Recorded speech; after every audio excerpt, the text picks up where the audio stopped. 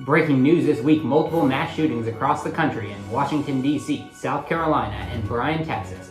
And we've got the details on those and the executive actions Biden has taken on guns in response. There was also a polarizing election bill passed in Georgia, which the right have described as an election integrity bill, while the left have called it voter suppression. The trial of Derek Chauvin, the officer accused of killing George Floyd, has begun in Minneapolis, with the prosecution already calling multiple witnesses to the stand. Congressman Matt Gaetz is facing allegations of having a sexual relationship with a 17-year-old girl and is under investigation for potential sex trafficking. There's also a lot of international news to get to in Jordan and Niger, and new details regarding the container ship that got trapped in the Suez Canal for almost a week and the economic fallout.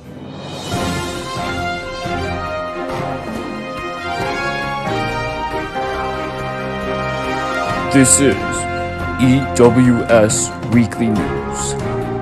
Good morning, and it's great to have you with us here at the end of another tumultuous week. We will get to the trial of Derek Chauvin and the Georgia voter law in a moment, but we begin with the mass shootings across the United States this week. Dylan Canfield reports on these heartbreaking shootings. In the past few weeks, America has experienced multiple devastating mass shootings. Spanning almost all regions of the country, these shootings have left deep wounds on the communities affected. On March 22nd, at a King Soopers supermarket in Boulder, Colorado, a gunman killed 10 people, including a police officer, Eric Talley. This Wednesday, a shooting in Rock Hill, South Carolina, left 5 dead, including a doctor and 2 of his grandchildren. Ex-NFL player Philip Adams, the suspect of the home shooting, was found dead from suicide. Further shootings occurred in Bryan, Texas, and in Washington, D.C. In Texas, a gunman who is employed at the cabinet manufacturing company where the shooting took place has been taken into custody after killing 1 and injuring 5 others. And in our nation's capital, 5 people were shot in a local neighborhood. 2 of these people, brothers, were killed. In response to these recent shootings, President Biden has tried to limit ghost guns or unregulated firearms and take other preventative measures against gun violence with a series of executive actions. However, even in grim times, the response to these shootings have been inspirational. Hundreds of Coloradans lined a Boulder highway after the grocery store shooting to protest violence. And in Bryan, Rock Hill, and D.C., similar peaceful protests and communal responses have occurred. Max? Thank you, Dylan. And as Dylan mentioned in his report, Joe Biden is taking some executive actions on guns, but his power is limited. The House has passed multiple gun control laws, but they are stalled in the Senate with opposition from Republicans and even some Democrats. We will continue to stay on it. We turn next to the voting law passed in Georgia that brought up major controversy, with the left calling it voter suppression, while the right defends it as an election integrity bill and says it actually expands voting. So which is it? Abby Cowan reports. A new voting law passed in Georgia has caused an uproar of backlash from many, claiming that it suppresses voting rights, especially within minority communities. Many also say that it was passed by staunch Trump supporters as a response to the recent swing to Democrats in Georgia, leading to Joe Biden's victory in the 2020 election. However, Republican Bill Kemp, the governor of Georgia who signed the bill into law last month, claims that the law expands voting access rather than restricting it. When closely examined, the 98-page law does reveal new restrictions that could disproportionately affect poorer and/or minority voters, such as shortening the time frame for mail-in ballots and early voting, only sending mail-in ballots to those who request them, limiting ballot boxes, new voter ID requirements, banning food and water delivery near polling places, and giving state lawmakers more power over the election. But Kemp is correct in saying that it can also expand access, particularly in rural communities, with aspects such as requiring a minimum number of drop boxes, adding a voting day in rural areas, and providing resources to precincts to shorten lines. Backlash to this law includes protests, both by individuals and corporations, including the MLB moving the All-Star game out of Georgia, and over 100 companies like Delta and Coca-Cola voicing their discontent with the law. We will keep you updated on this voting law that some people, including President Biden, are calling Jim Crow in the 21st century. Max? Abby Cowan, thank you.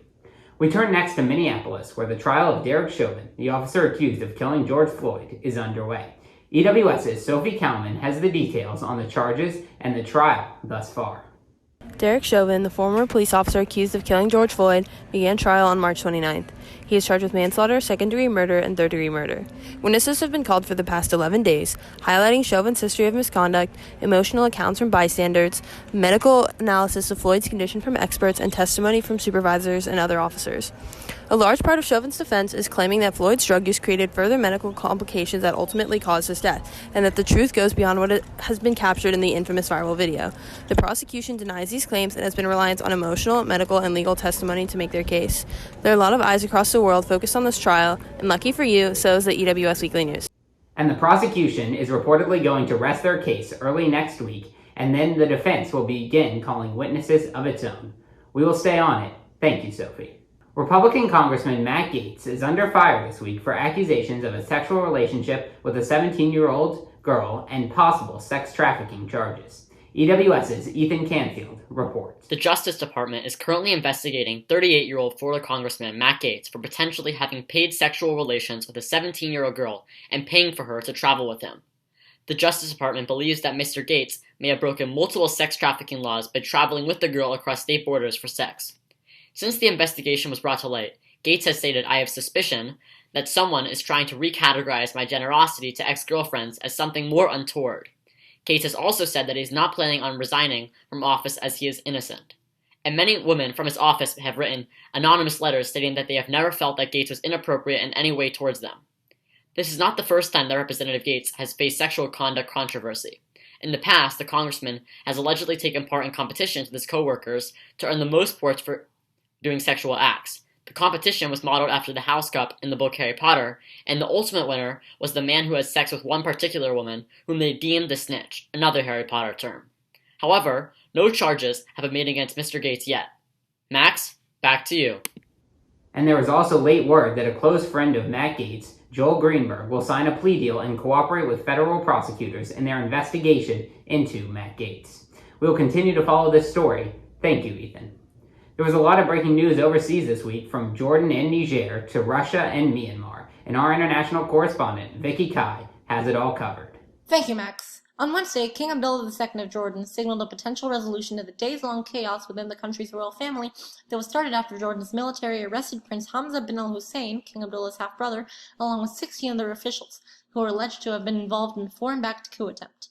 It is unclear whether Prince Hamza, who has long been a critic of his brother's rule, was actually involved in such an attempt. However, the royal family seems to have begun reconciling after Prince Hamza signed a loyalty pledge to the king. Last Wednesday in Niger, just 2 days before then-President-elect Mohamed Bazoum's inauguration, the Nigerian military thwarted a coup attempt at the presidential palace in the capital Niamey that was staged by factions within the military. Perpetrators were arrested following the thwarting of the coup, and President Bazoum's young administration is now tasked with repairing and guiding Niger through an unstable and tumultuous period. In other news, Russian opposition politician Alexei Navalny, who has been held in a state prison for months since his return to the nation in January, is facing deteriorating health, including spinal hernias and a loss of feeling in his hands, after he went on a hunger strike last week to protest prison conditions. A human rights group estimated that more than 550 civilians have been killed by military forces in the past 2 months during protests in Myanmar against the February 1st coup that replaced Aung San Suu Kyi's democratic government with a military regime. And Iranian officials met with other world powers in Vienna to discuss the effects of potentially reviving the 2015 nuclear deal that the U.S. hopes to renegotiate. That's our weekly international news rundown. Back to you, Max. Vicky Kai with all those major stories from around the globe. Thank you, Vicky. We continue tonight with the rundown of other major news this week. President Biden has proposed a $2.25 trillion infrastructure package, which was received with stiff opposition from Republicans who said that it was too expensive and contained things that were not infrastructure.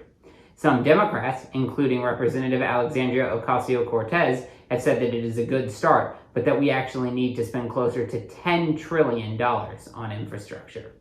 There was a major death to report this week. Prince Philip has passed away at the age of 99. The Duke of Edinburgh has been married to Queen Elizabeth for 73 years and died just 2 months before his 100th birthday. And in the COVID-19 pandemic, there is now a battle in time between vaccinations and rises in case numbers. The largest sporting event in over a year was held at Globe Life Field in Arlington, Texas, at the Texas Rangers home opener when 40,000 fans, many of whom were not wearing masks, attended the game.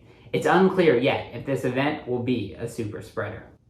There was a lot of major news in weather this week, both domestically and around the globe. EWS's weather correspondent, Phoebe Cosgrove, reports. Rescuers searched for dozens of people missing in remote islands of southeast Indonesia on Tuesday, while expecting more casualties in the aftermath of a tropical cyclone that has killed at least 128 people. Last week, hundreds of wildfires burned across Nepal, sending smoke and ash across its cities during one of the worst fire seasons in recent years. Severe storms returned to the south on Wednesday, threatening more than 30 million people with tornadoes, large hail, and damaging winds. Stay safe. See you next week. Max? Phoebe Cosgrove with the weather. Thank you, Phoebe. And finally tonight, the Ever Given has been freed from the Suez Canal and traffic is beginning to return to normal. But the fallout of the incident and its economic impact is severe. EWS's Jack Paransky explains what happened and what the devastating impacts might be. Thank you, Max. During spring break, the Suez Canal was blocked by the ship the Ever Given, a cargo ship as long as the Eiffel Tower is tall. While waiting to go into the canal, the crew was bored out of their minds, apparently, and decided to draw this in the Suez Gulf before promptly getting hit by wind, losing control of the boat, and blocking the entire canal in a 45-degree angle, effectively shutting down all of Europe's trade for 6 days. Reportedly, 200 ships had to get through and were just stuck there. It was so bad, people started going around the Cape of Good Hope, the bottom of Africa. That hadn't really been done since the canal was built. I could literally have been a pirate, go on the same route I would 200 years ago, and get basically the same result. That is insane.